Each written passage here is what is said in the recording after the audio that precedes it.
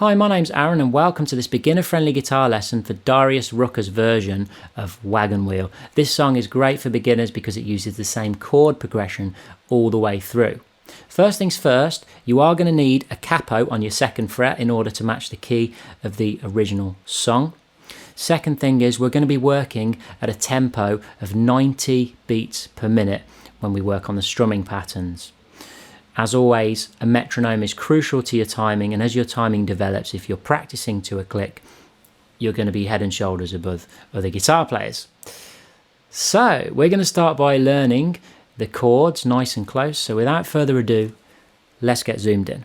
If you haven't got my free beginner guitar survival kit yet, you can find a link to that in the description.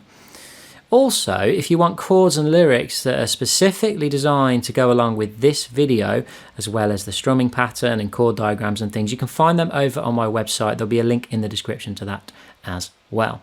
All of the chords that are used in this song are on your screen right now, so if you're familiar with those, feel free to skip on ahead to the strumming and structure section. We're going to start by learning the first chord of the song. The first chord you need to know is a G chord. First finger to the second fret of the A string. Second finger to the third fret of the low E, third finger to the third fret of the B, and the pinky to the third fret of the high E. And then you strum all 6 strings, and that is your G chord. Remember, with your capo, technically that is an A chord, but we're still calling it a G chord for simplicity. If you were playing with other musicians, you'd need to know the difference, okay?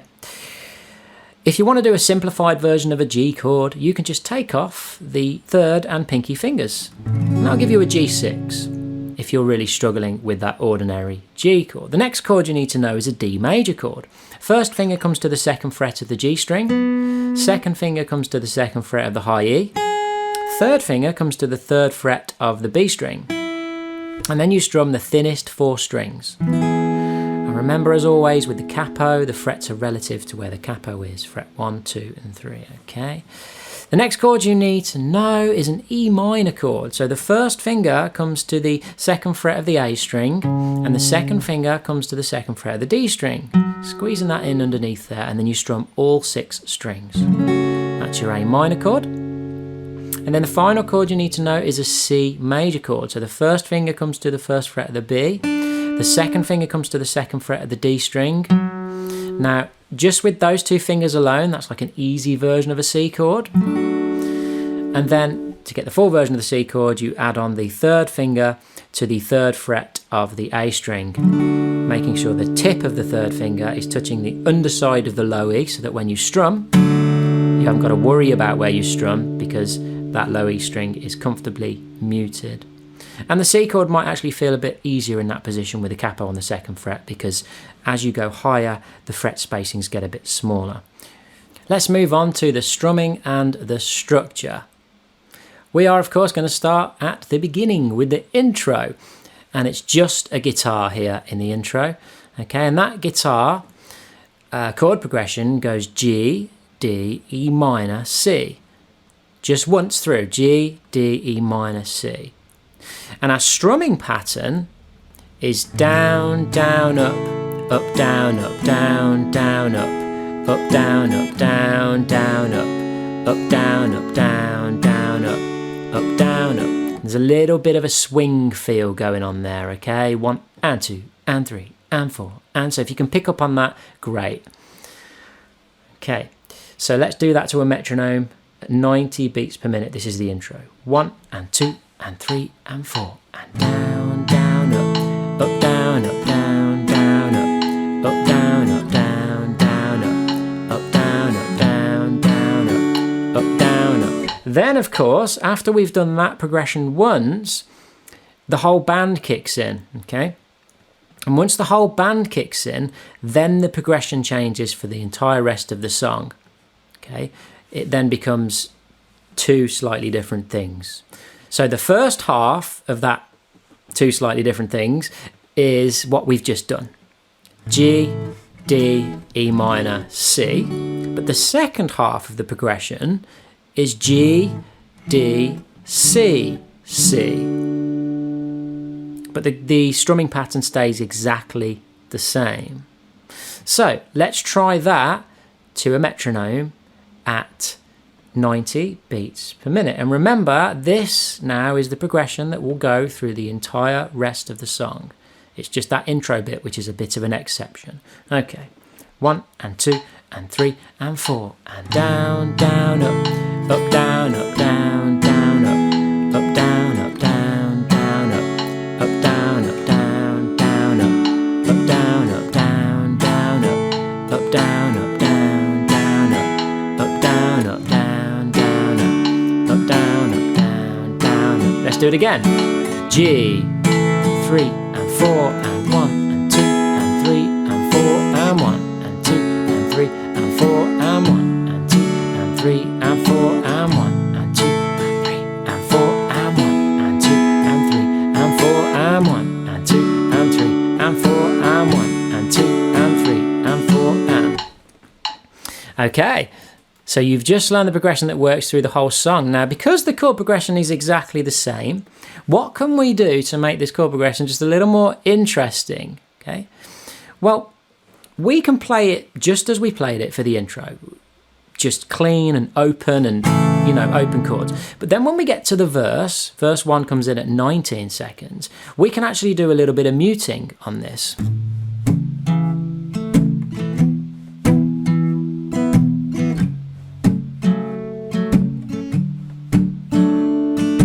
Okay, and in case the speed is confusing you a little bit, if I speed it up, you know, going down south to the land of the pines, burning my way into North Carolina. Okay, that's what it'll sound like sped up, but obviously we're at 90 beats per minute, not 148, which is the original.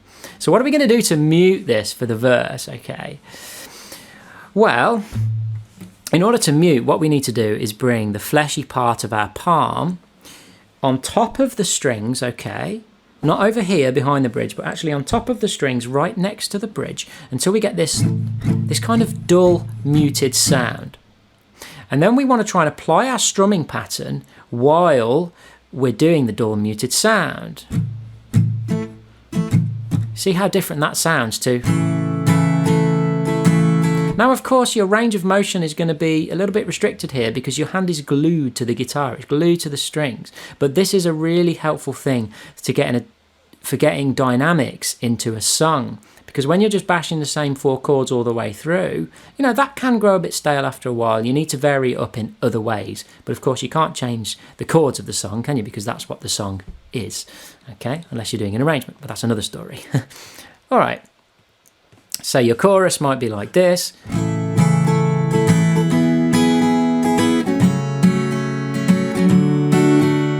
Hey, mama, rock me. And then your verses, all right, might be this. With the muting. See how interesting that is? Now you make it a little bit different.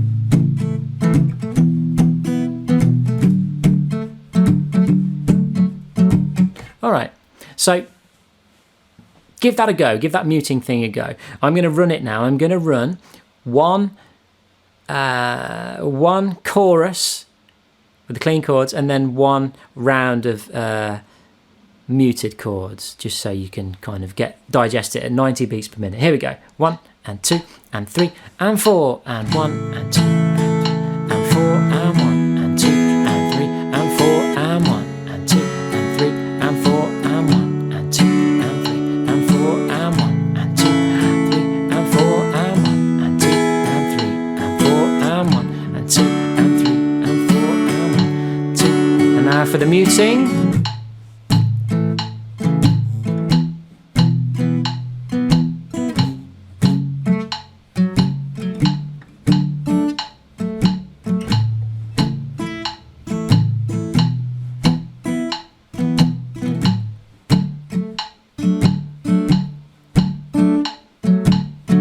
Alrighty.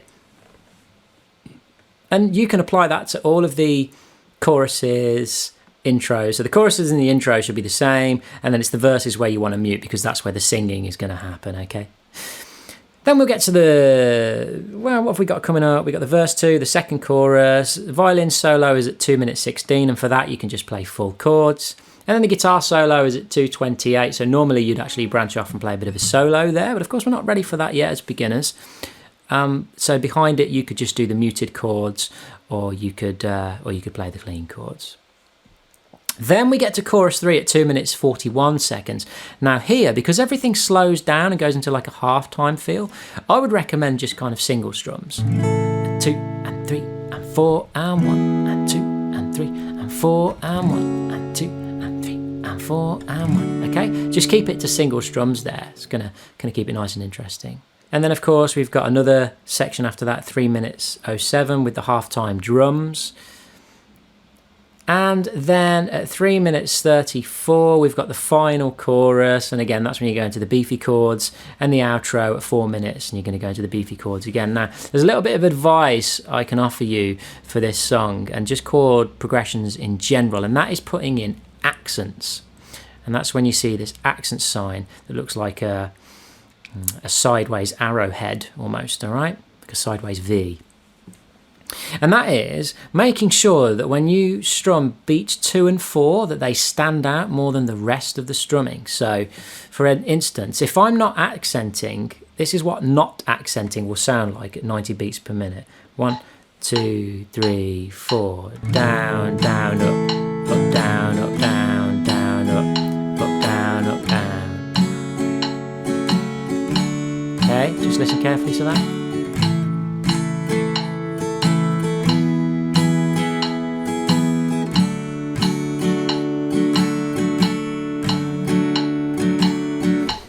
That wasn't accented. Now I'm going to purposefully put accents on beats 2 and 4, and it's going to stand out, sound a bit more percussive. Here we go. 1 and 2 and 3 and 4 and 1 and 2 and 3 and 4 and 1 and 2 and 3 and 4 and 1 and 2 and 3 and 4 and 1 and 2 and 3 and 4 and 1 and 2 and 3 and 4 and 1 and 2 and 3 and 4 and 1 and 2 and 3 and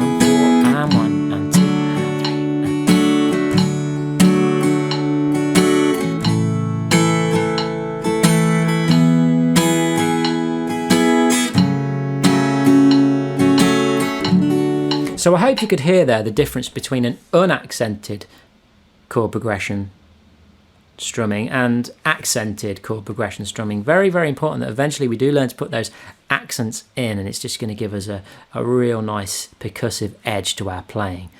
If you haven't downloaded your beginner guitar survival kit yet, I highly recommend you do that. Thanks a lot for watching this video. If you pop the like button if you did like it, and then YouTube knows to show this video to other people so that they can benefit from being able to play the guitar for free on YouTube, which can't say fairer than that, hey. Thank you for watching. Thanks for your support. See you again soon. Bye.